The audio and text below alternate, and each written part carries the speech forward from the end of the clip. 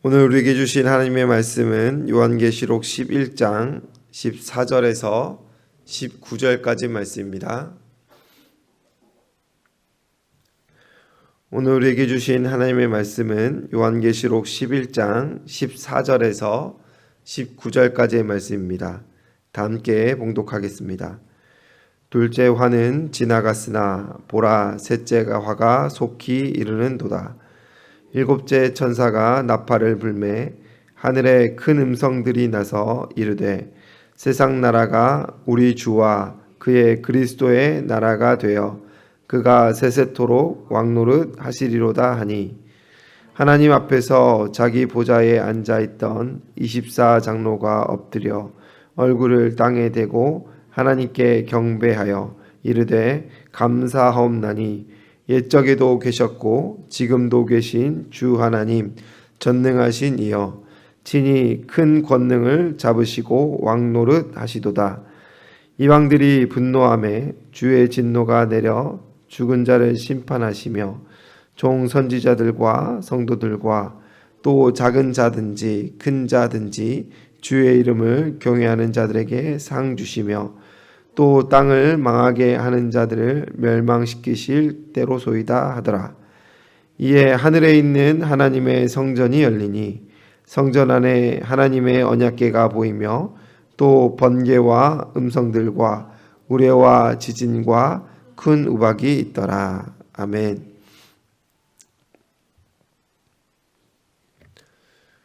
요한계시록 8장부터 이어진 7 나팔에 대한 경고의 메시지가 오늘 본문을 통하여 매듭을 짓고 있습니다. 앞선 10장과 11장 상반부까지는 여섯째 나팔 이후에 잠시 막간극이 등장하였고 오늘 본문인 14절부터는 이제 앞선 본문과 이어서 마지막 7째 나팔에 관한 말씀이 이어지고 있습니다. 6번째까지의 나팔은 재앙과 심판의 메시지였습니다. 그리고 경고의 메시지였지요. 첫째부터 넷째까지 나팔이 경고였다면 특별히 5번째, 6번째 나팔은 첫째 화와 둘째 화에 대한 기록을 상세히 다루고 있습니다. 이제 3번째 화에 대하여 상술되는 것이 문맥상 자연스럽습니다. 3. 셋째라는 것은 완전수이고 셋째 화는 마지막 때에 끝날 때에 매듭을 짓는 진정한 심판, 마지막 때를 말하는 것입니다. 14절이 이를 언급하고 있지요. 둘째 화는 지나갔으나 보라 셋째 화가 속히 이르는도다. 그런데 이어지는 내용에는 조금 반전이 있습니다. 심판에 대한 기록이 아니라 그리스도의 영광스러운 찬양이 나타나기 때문입니다. 이는 기록상의 오류나 편집자의 실수가 아닙니다. 셋째 화는 도래합니다. 마지막 때에 멸망과 심판에 이르는 자들이 반드시 있을 것입니다. 그런데 이 화는 함께 도래하는 하나님의 나라의 영광과 찬양에 가려지게 된다라는 것입니다. 제대로 부각되지 못할 것을 성경은 예언하고 있습니다.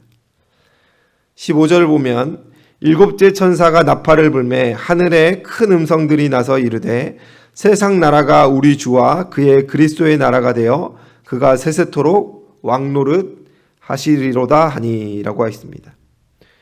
이는 성경의 기본 메시지이자 요한계시록의 핵심 메시지입니다. 7인, 7 나팔, 7 대접, 이 모든 환상과 묵시록이 향하는 최종 종착지는 바로 하나님과 그리스도의 승리, 그의 나라의 완성을 말하는 것이기 때문입니다. 세상을 향한 심판의 메시지는 하나님의 나라를 불법 점거하고 있었던 사단의 세력을 몰아내는 과정입니다. 사단은 죄를 볼모 삼아 인간을 굴복시켰습니다. 그리고 무엇을 하였습니까? 하나님처럼 굴었다라는 것입니다. 공중의 권세 잡은 자라 자창하며 세상을 호령하고 왕노릇하였습니다.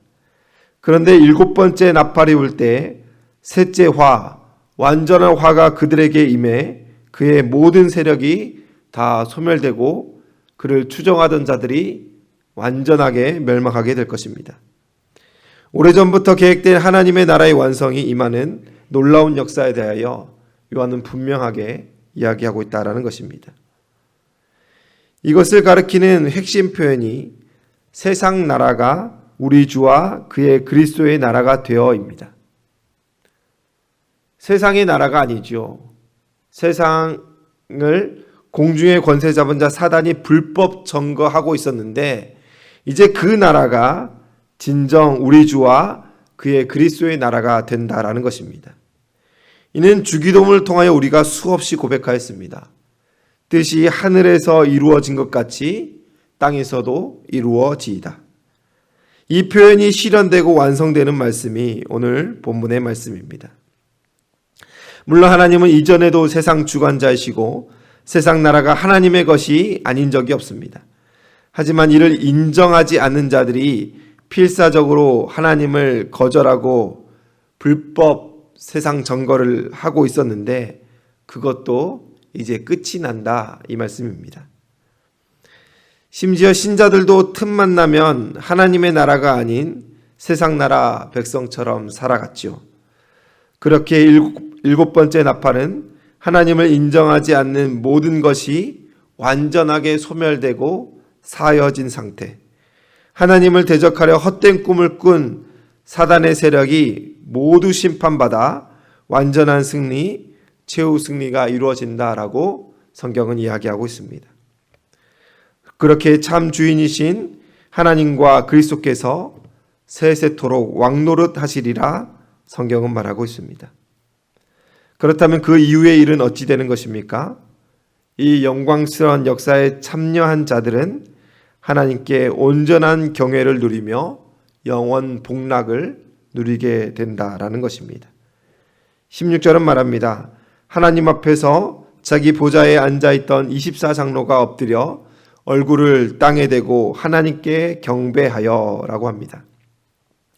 24장로는 요한계시록에 여러 번 등장하는 표현으로 그 정체에 대해 정확하게 특정할 수는 없으나 흔히 구약과 신약의 전 세대를 포함한 전체 교회 성도를 상징하는 것으로 봅니다. 구약의 12지파와 신약의 12사도를 합해 24장로라 보는 것이 대표적인 것이지요.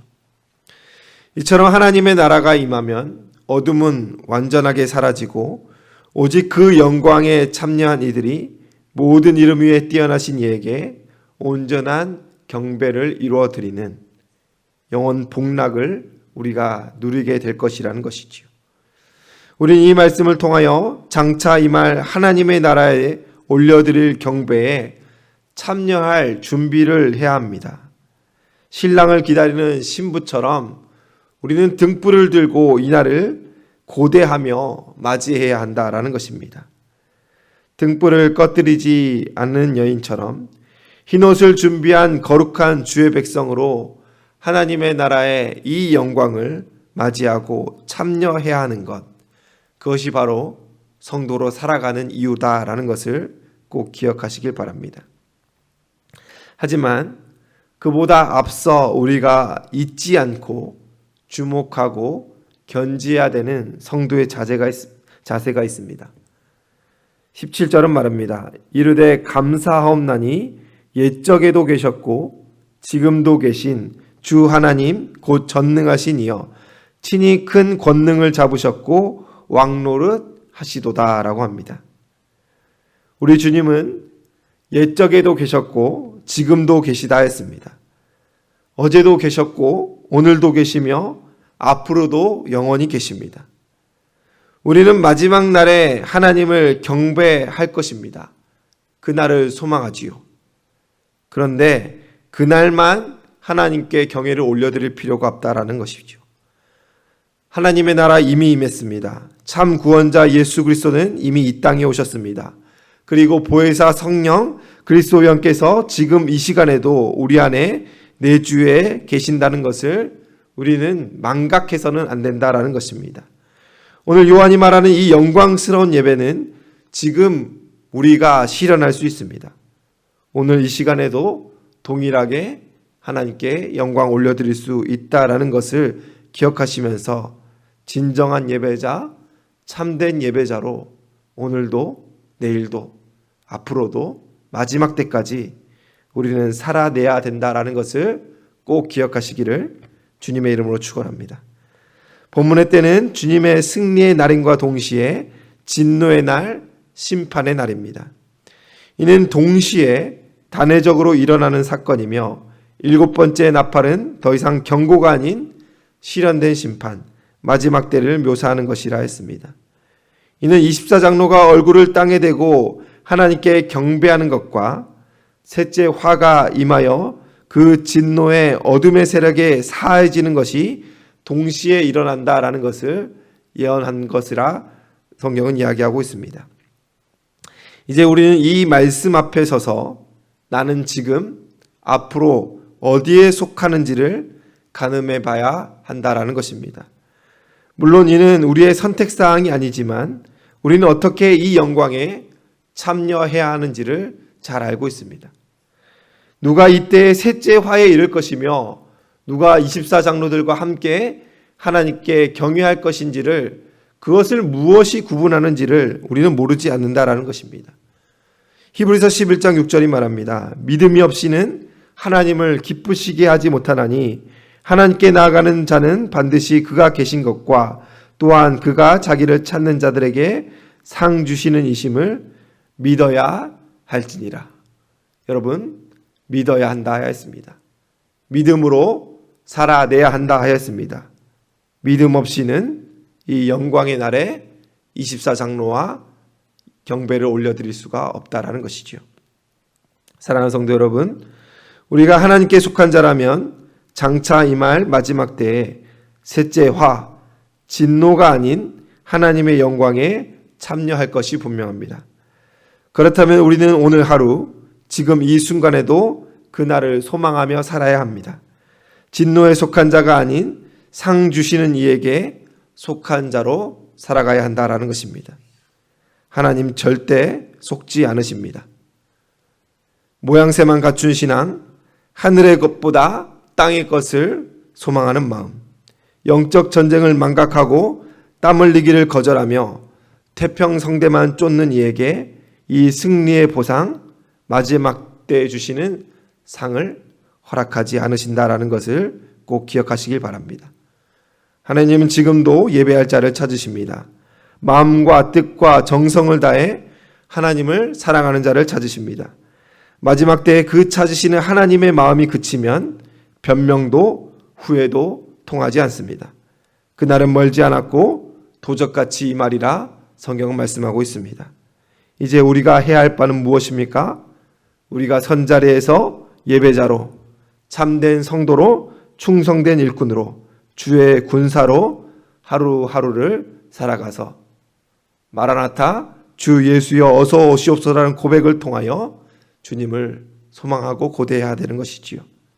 악인은 그 길을 버리고 불의한 자는 그 생각을 버리고 잠들어 있는 자는 깨어서 기름을 준비하지 못한 자는 지금이라도 기름 준비하여서 다시 오실 예수 그리스도를 소망하며 새로운 삶을 살아야 할 것입니다. 오늘 이 시간 기도할 때 우리의 삶을 하나님 앞에 내어놓는 시간 되시길 소원합니다. 하늘의 것을 구하는 삶을 살게 해달라고, 오직 하나님만 바라는 우리의 삶이 되기를 결단하는 저와 여러분 되시기를 주님의 이름으로 축원합니다. 기도하겠습니다. 사랑과 은혜가 풍성하신 하나님 아버지, 오늘 이 요한계시록의 귀한 말씀 앞에 섭니다. 예수님께서 이 땅에 오시어 마지막 때를 이미 말씀하셨고 요한은 그것을 우리에게 다시 한번 명확하게 이야기해 주고 있습니다. 마지막 때가 속히 온다 했습니다. 경고가 그치고 첫째 화, 둘째 화가 임한 이후에 셋째 화, 완전한 화가 이 땅에 임할 때에 불의는 사라지고 어둠의 권세는 다 물러가고 하나님의 나라가 이 땅에 임함을 통하여서 완성된 하나님의 나라의 주의 백성들이 흰옷을 입고 하나님께 영광 돌린다 했습니다. 그때 우리는 어디에 서 있습니까? 그때 우리는 하나님을 경배하며 예배하는 그 영생의 복락을 소망하며 살아가고 있습니까?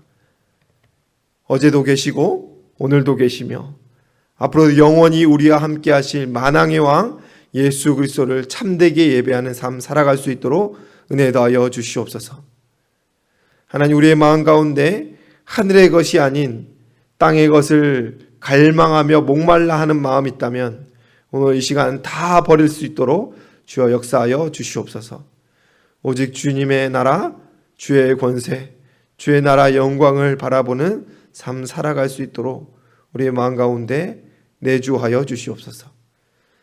하나님, 하지만 우리에게 주님 선한 것이 없습니다. 우리의 두 눈에 좋은 것을 쫓기가 너무나 쉽습니다.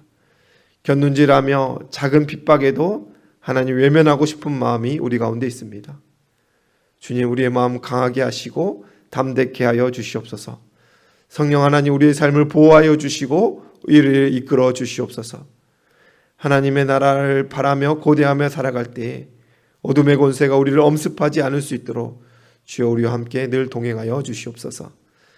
굳은 날씨 가운데도 이 자리에 나온 성도님들 축복하여 주시고 한량없는 은혜와 영원 복락의 축복이 하나님이 부시는 하나님의 세밀하신 사랑과 은혜가 충만하게 임하는 오늘 시간 되길 원합니다. 오늘 기도할 때 마음을 내어놓게 하시고 마음을 내어놓은 성도님들의 마음을 만져주시고 주여 응답하여 주시옵소서. 감사드리며 예수님의 이름으로 기도드리옵나이다. 아멘.